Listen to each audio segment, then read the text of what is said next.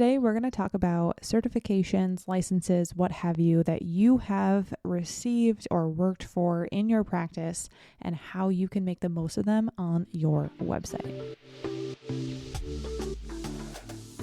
Welcome to the Up in My Business podcast with me, Lex Lancaster, where you'll get an inside look at all things tech, business, and my life as a physical therapist turned digital operations expert. You'll hear all about my lessons as a business owner, the ins and outs of tech for your business, and more. From SEO, websites, and email marketing to automations, launches, and copywriting, I've got you. I'm so excited you're here. Let's dive in.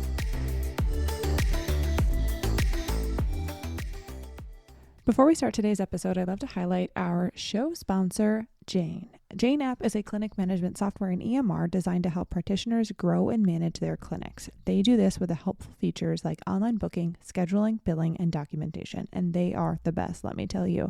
Whether you're working solo or in a large multidisciplinary clinic, no-shows and late cancellations are something that every practitioner faces, and they can be super frustrating.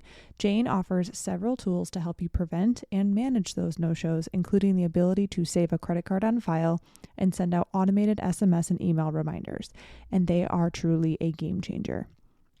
Learn more about Jane's helpful features at jane.app/payments. Listeners can also include a code LEX1MO. Again, it's LEX1MO at the time of sign up for a 1-month grace period applied to your Jane account.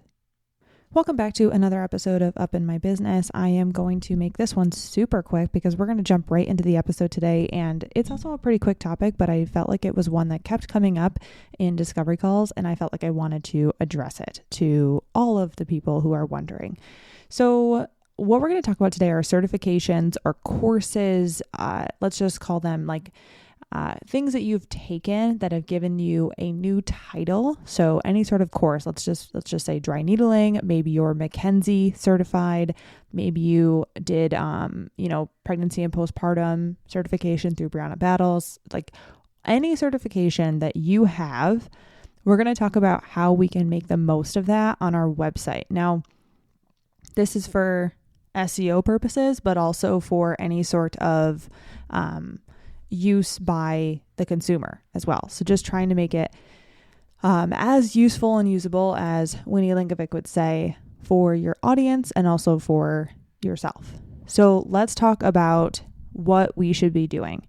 Now, I have talked a lot about logo walls. So on a website, I also should pause. This also includes like media features. If you write for Shape Magazine or Bicycle Magazine, like this also applies. So let's restart now. I have talked a lot about logo walls. So on a website, you can even check out my website for this. People have logos of places they've been featured in. So different magazines, different blog posts by other businesses, maybe a podcast, what have you. They have logos of those businesses on their website. Now, other folks also have logos of organizations they're a part of, like the APTA / certifications that they have. So like IDN, Integrated Kinetic Dry Needling. No. Integrated, is it IKN? No, that's Integrated Kinetic Neurology. IDN is Integrative Dry Needling. I think that's all it is. Anyway, all these acronyms. So all of these things can be displayed on your website in a way that helps you, and also on their website, and we'll get into that in a second, that helps your SEO. So let's just pick one thing because it doesn't really matter which. In your head, if you can think of any certification that you have, here's the things that we want to make sure we do for each and every certification if possible. So when we take a new course, or if we have already taken a course, the first thing we want to do is see if they have a practitioner directory on their website. So integrative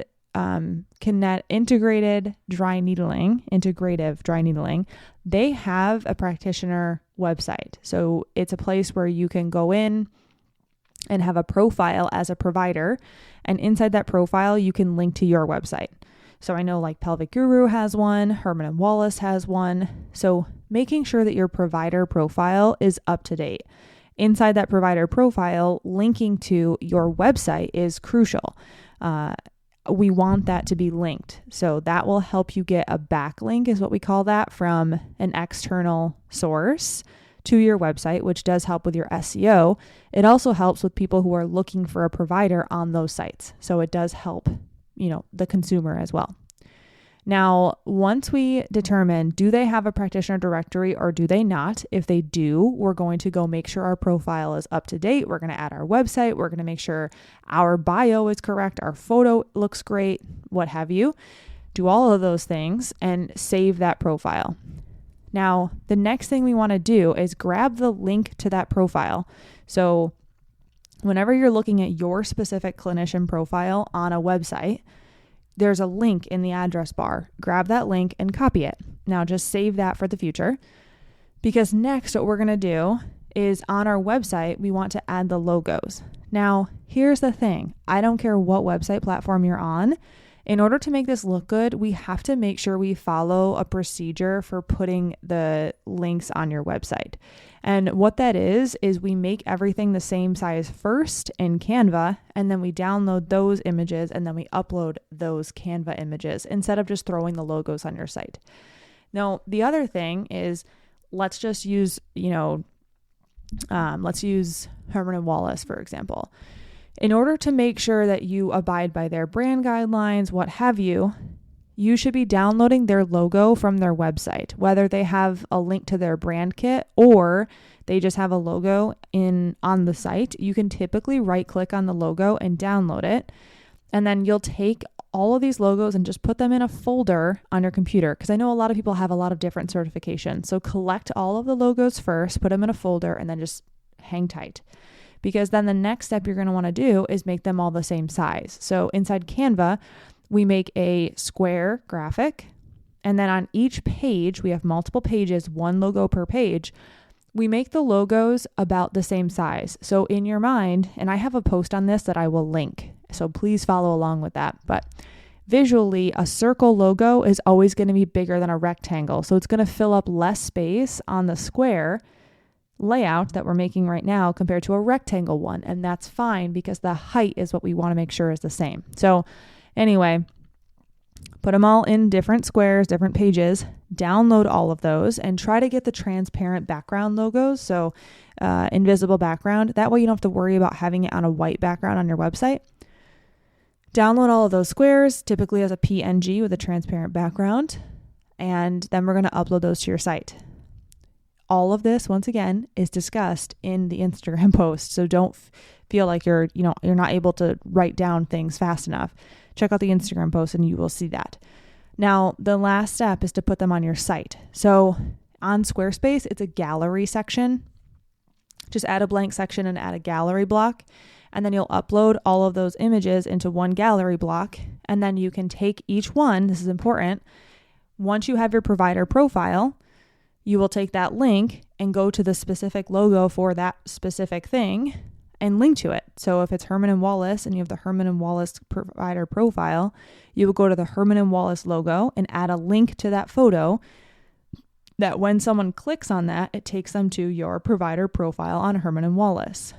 If a website does not have a practitioner directory, you can just have them click the link and it will send them to the main website for that place. So if Herman & Wallace didn't have a clinician directory, you would just send them to hermanandwallace.com or whatever their website is. So that is how we do that. Now, the goals here are obviously to link to your work. So if you have been featured in journal articles, if someone clicks on that article, the logo, they can go read your journal article. If you have been in a certification and someone says, oh, I wonder what this certification is, they can then go check out that certification. Now, when you link away to other websites and other websites link to you, this is also a positive upvote for SEO. So it does serve that purpose as well. The main thing here is to make sure that you follow the post that I have linked so that your logos look really good on your website. And also that you don't forget to use the links. So if there's a link somewhere that links to a specific podcast episode you were featured on, grab that link. If there's a link to a practitioner directory that you're in, grab that link. If there's no specific, directory, grab the link to their homepage and that will do just fine. So that is what we're doing and how we can make the most out of our certifications, the courses that we take, the titles that we have, any sort of extra education or features in a magazine that we have done. Now, I will tell you one last little tip. There are common places to put these things. The two most common are on your homepage and on your about page. People typically put journal article features. So if you were featured in Shape magazine or the New York Times, people put those logos on their homepage typically. And then on their about page, they will put their certifications that pertain to their practice. Some people will also add those journal features onto that page. Some people will actually have a separate page on their website called a media page, and then that's where they'll put all of their features. Now, you would imagine that would be podcast features, journal article features, what have you. We still put our certifications on our about page. So that's the typical thing that I have seen with all of this. All right. I told you I'd keep it short. That's all I've got for you. Please let me know what questions you have. If you decide to go forth and make a logo wall, I'd love to see it. Feel free to shoot me a DM when you figure it out and post it on your website. I'd love to check it out. All right, friends. I hope you have a good rest of your day. Whatever day it is you listen to this, I will catch you next time.